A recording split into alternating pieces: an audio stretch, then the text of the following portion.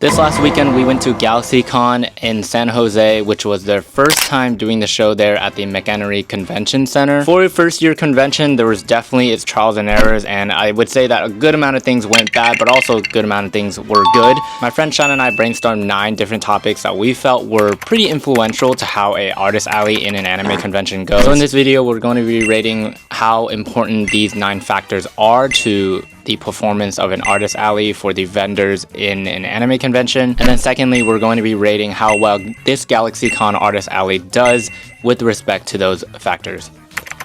Starting off the list, we have cost of participation. I'd rate the cost of tabling at an artist alley as pretty important, so I would give it a 3. Obviously, the financial breakdown is going to be a big factor for a lot of reasons why someone who may or may not be local to the convention would do the show. For me, it was a 6-hour drive from SoCal, so it was relatively reasonable. So the cost of participation in this artist alley is $400 plus the extra fees on EventNe when you sign up. For an extra vendor badge, which I did purchase, it is $100 plus fees as well. You do get a 6-foot table space with 2 chairs, but you do not get a trash can.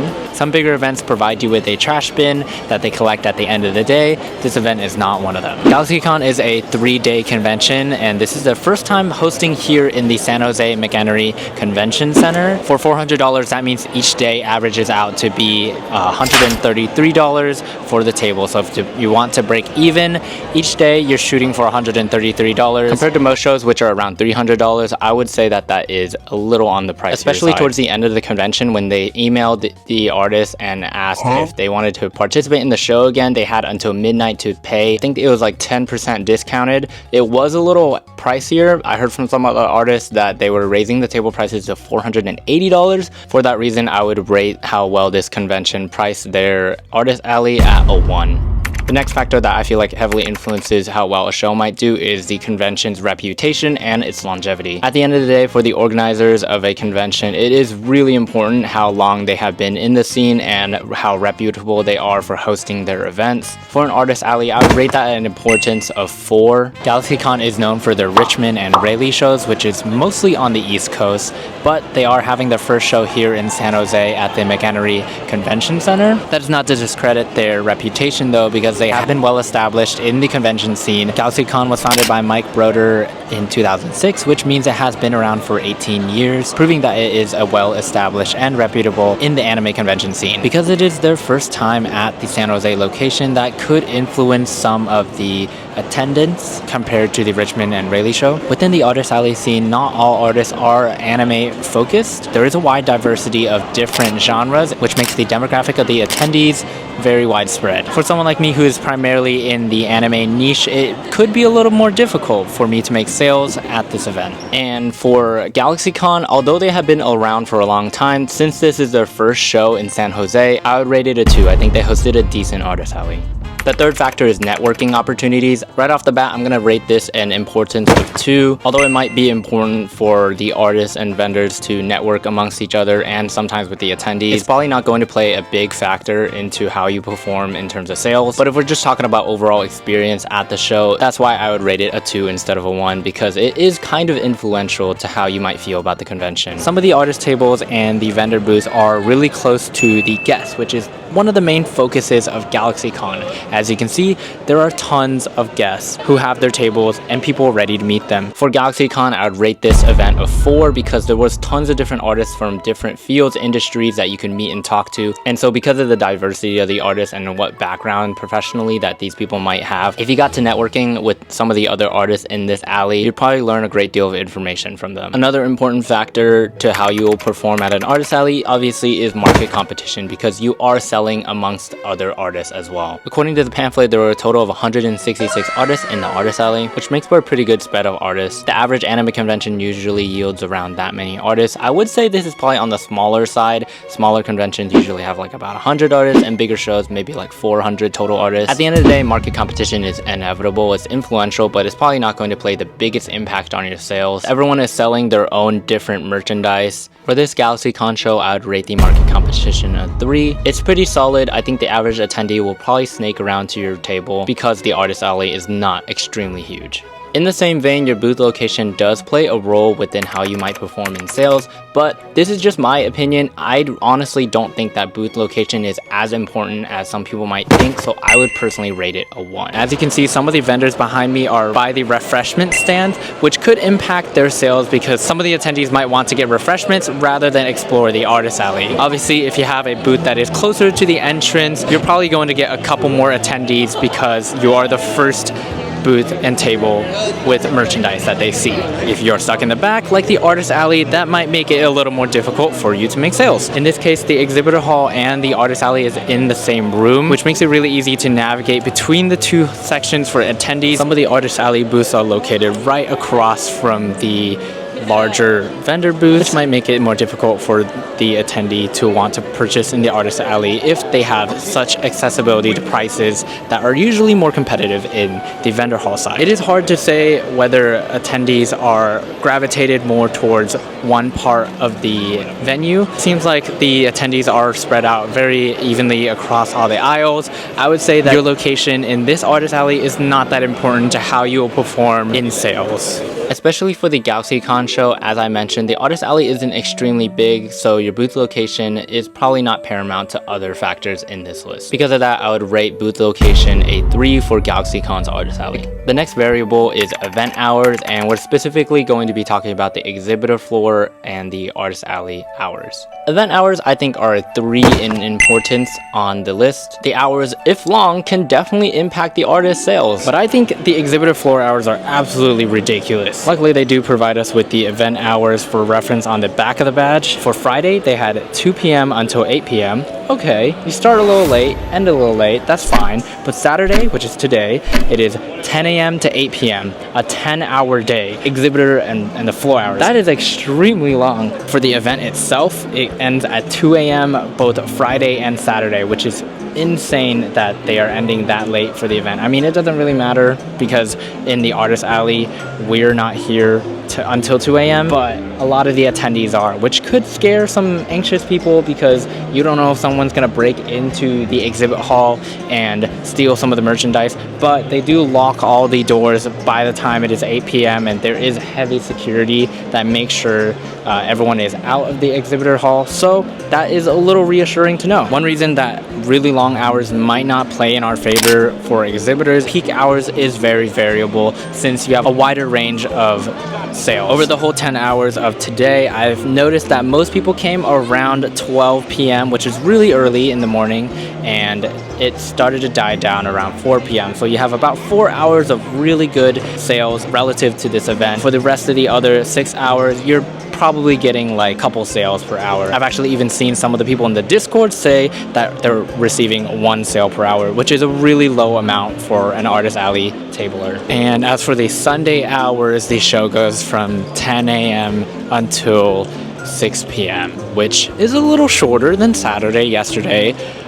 It is still an 8-hour day though, but again, really long day. Again, I'm not sure if this is a venue specific reason, but the event hours are excruciating for GalaxyCon, so I'm going to be rating this a 1.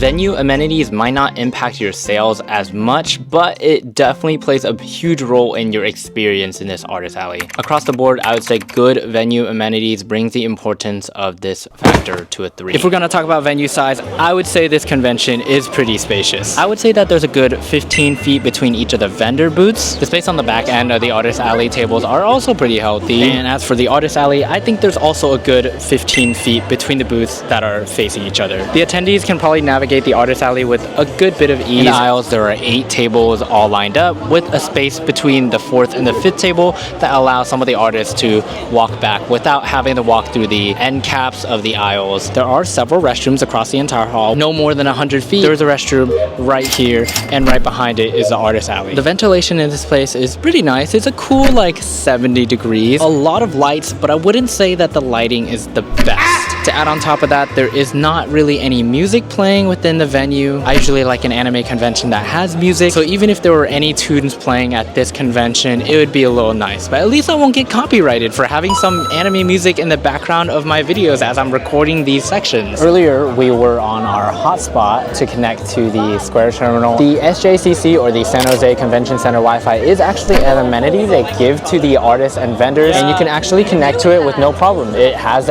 2 bars, which isn't too bad, but we were able to conduct sales smoothly on the Square Terminal without an issue, and we don't actually need to use the Square reader, nor do we have to use a hotspot. Orsen just told me that they're giving out free taiyaki. Cheers. My fish got clapped. The food convention center, venue-wise, does not allow you to bring food in because they have to sell their own refreshments for the people. It's pretty expensive.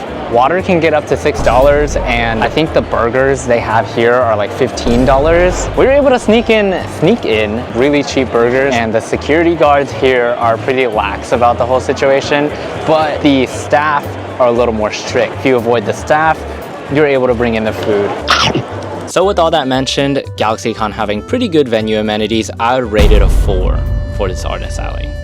For both the attendees and the vendors, signs and directions are a huge, massive component to navigating the space. If there aren't clear signs, how the heck are people gonna know where to go? In my opinion, having good quality signage for an event is a level 4 importance for the artist alley. I like that they have this big artist alley sign behind me, but all of the aisles, even though they're technically A through I or whatever the letter number is, we actually don't have signs that tell people which aisle they're walking in for the artist alley. We did receive a piece of paper that told us, for example, my table was E11, but I'm walking in this aisle right now and I don't really have a clue what letter number it is, unless some people have their piece of paper displayed. As for the vendors, they do have some signs that indicate, and because of those reasons, we're going to be rating the signs and directions of GalaxyCon here a 2.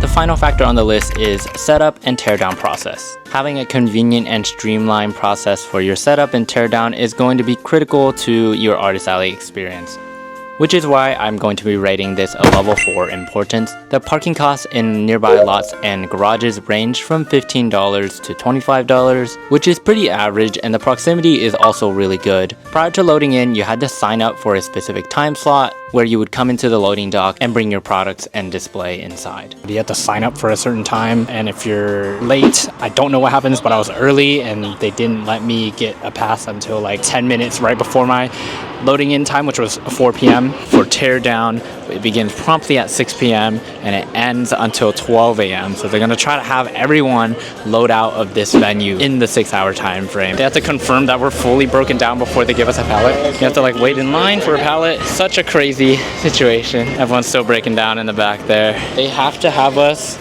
get this to get a pallet before we load in. I'm gonna try to bring my car in while you guys wait in line and get the pallet. We're currently standing in line to get a pallet. The con wouldn't let us use the wagon. At the end of the cleanup process, we did have to go fill out a form, have one of the staff come to our table and check that it was clean. But basically, they bring one of these pallets to your table so that you stack the equipment on the pallet, and then they'll bring it back out to the loading zone where Henry's car will be waiting for us.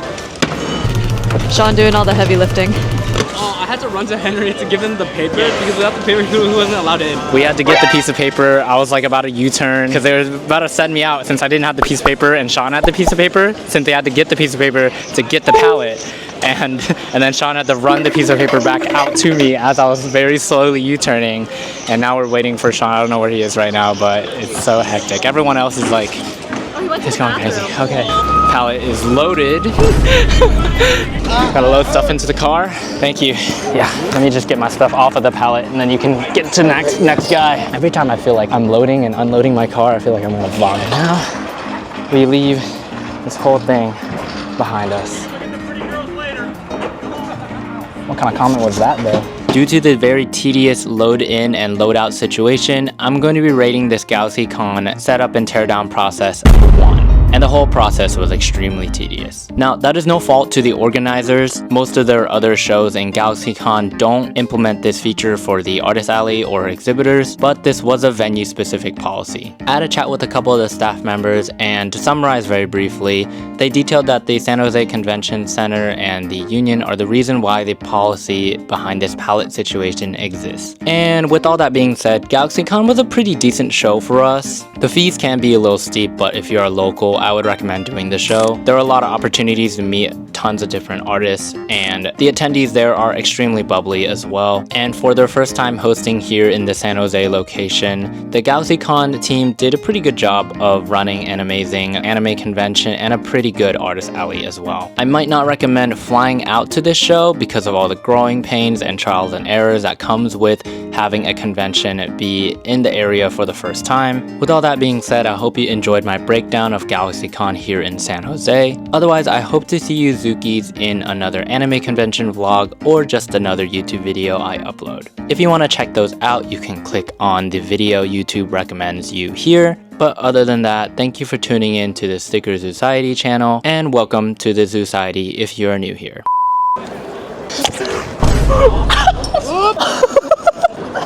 It worked though. That was dumb.